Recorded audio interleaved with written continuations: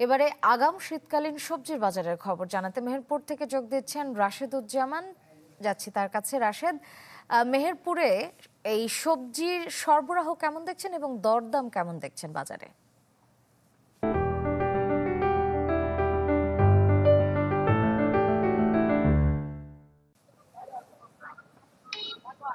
শ্রেয়া, শীতকালের যে আগাম সবজি সেটি কিন্তু এখনো বাজারে তেমন একটা দেখা যাচ্ছে না, তবে স্বল্প পরিসরে কিছু সবজি বাজারে দেখা যাচ্ছে। কারণ আপনি জানেন যে এবার বৈরী আবহাওয়া ছিল, সেই বৈরী আবহাওয়ার কারণে কৃষকদের যে ক্ষেত, সেই ক্ষেতটা কিন্তু যথাসময়ে তারা রোপণ করতে বা বীজ বপন করতে পারেনি, যার কারণে যে শীতকালে যে আগাম সবজিগুলো রয়েছে সেগুলো কিন্তু বাজারে এখন পর্যন্ত ওঠেনি। তবে কয়েকটি সবজি যেমন সিম, ফুলকপি, পাতাকপি বাজারে এসেছে। আমি বাজারে একটু দেখানোর চেষ্টা করব যে বাজারে বেশ কিছু সবজি যেমন লাউ তো বিক্রি হচ্ছে 20 থেকে 25 টাকা।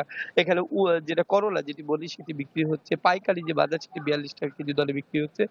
শসা 30 থেকে 35 টাকা কেজি দরে বিক্রি হচ্ছে। অন্যদিকে যেটা চিচিঙ্গা যে আগাম যেটি সবজি সেটি কিন্তু অ্যা ব্যা পাইকার বাজারে 25 থেকে 26 টাকা কেজি দরে বিক্রি হচ্ছে। পটল বিক্রি হচ্ছে 35 থেকে 40 টাকা কেজি দরে। আগাম যে আরো কিছু সবজি রয়েছে যেমন শীতকালে যে পাতাকপি বা ফুলকপি বা সিম, এই ৩ টা সবজি কিন্তু চড়া দামে বিক্রি হচ্ছে। কারণ এখন পর্যন্ত বাজারে এই সবজিগুলো সরবরাহ নেই। সেক্ষেত্রে সেক্ষেত্রে বিঘা প্রতি জমিতে ১ বিঘা জমিতে ১,২০,০০০, কোনো ৳১,৩০,০০০ আ করে সবজি বিক্রি হচ্ছে। সেটি বাজারে ৳১০০, ৳১৫০ উপরে কেজি দরে বিক্রি হচ্ছে। অন্যদিকে সিম বিক্রি হচ্ছে, যে সিম যেটি বিক্রি হচ্ছে সেটি এখনো কিন্তু ১২০ থেকে ৳৩০ কেজি দরে বিক্রি হচ্ছে। বেগুন বিক্রি হচ্ছে ৳৫০ থেকে ৳৬০ কেজি দরে। আর কাঁচামরিচের বাজার কিন্তু এখনো কমেনি। কারণ শীতকালে যে এই বর্ষার কারণে যে অসময়ে যে বৃষ্টি, যে বৃষ্টির কারণে কিন্তু বাজারে কাঁচামরিচের এখনো সরবরাহ কম।